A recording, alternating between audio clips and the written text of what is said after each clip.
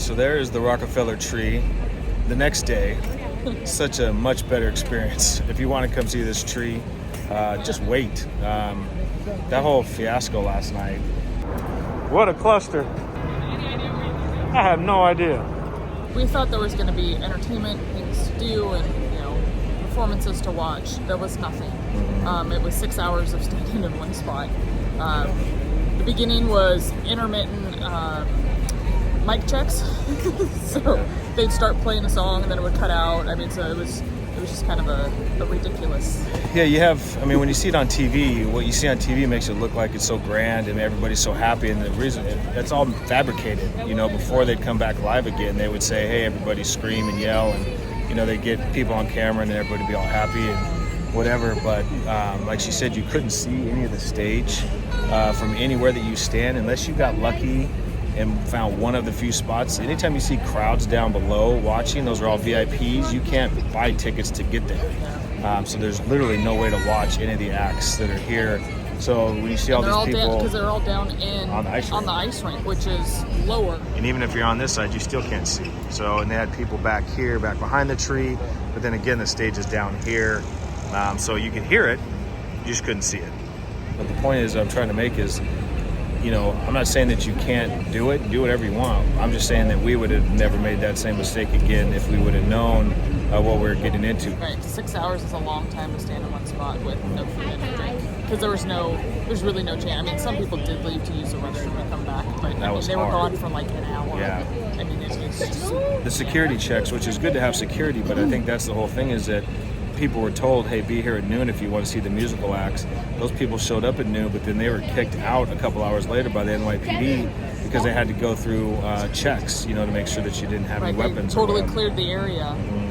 Probably, sent around the dogs, do all the sniffing and stuff. We had actually heard from people that were here at 9 a.m. Got themselves a nice spot right in front, sitting on one of the concrete barriers, and then they got kicked out at like 3:30. Yeah, we were here at 3:30, and they just started clearing people out.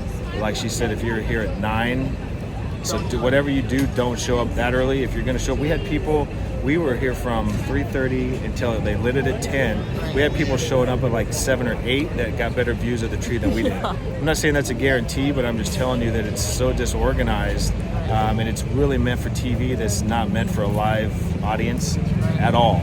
And the reason why you don't know where you're going to sit, there's different corrals. So depending on which street you start at, they herd you into corrals, and you don't know. There's barricades everywhere, so you don't know where you're going to end up. Great point. There are some corrals where you couldn't see the tree at all. You might be able to see the tip of the tree, but you were stuck in between buildings. You couldn't even see the corral. And then when we left that night, you couldn't even go back and look at the tree because the police wanted you to disperse out of the area. So until this morning, we weren't able to even to see the whole tree. Right, so this is our first viewing of it with it all lit. Right, yeah. So just take our advice on this one. Leave it for a different time. Come do some other fun Christmas stuff. There's so much stuff to do. I know everybody wants to be part of the lighting of the tree and the dropping of the ball, and it's just a giant tourist trap. So if you don't want to take our advice, come do it yourself and then leave a comment and tell us later how right we were. Another thing to note is they advertise it as Carrie Underwood, Brad Paisley, Harry Connick Jr. Carrie Underwood was in Nashville. And we're not sure where Brad Paisley and Harry Connick Jr. were. They were not on the stage. It's at a rooftop. But every time we looked up at the rooftops, we couldn't tell.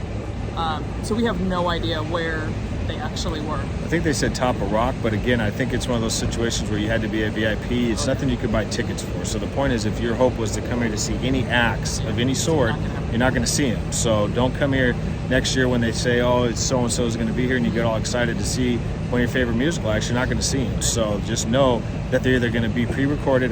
Most of the stuff was pre-recorded. Yeah, right. We had to sit there and spend, 2 hours listening to pre-recorded music and their live sound checks and whatever. So again, just not a great experience at all, and we're just trying to help warn you guys from making the same mistake.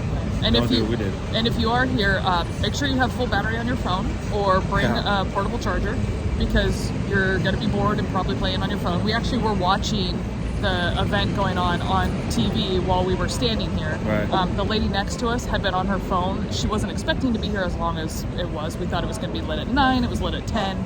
Her phone died right before the lighting. So And just know we're not the only ones. Everybody around us too. They brought their kids, and everybody was excited. They thought they were going to see acts, and you could just tell everybody was bummed and deflated, and nobody knew Some like when they people were going left. to light it. They thought it was going to be like at 7 or 8, and it ended up being 10. Right. So just know, just do as much planning ahead of time if you are going to do it. But I just feel so bad for everybody, all the hundreds of thousands of people that come to this every year thinking it's going to be something really special. And really seeing the light in the tree was cool for the 3 seconds, but other than that, it was not worth the wait. Yeah.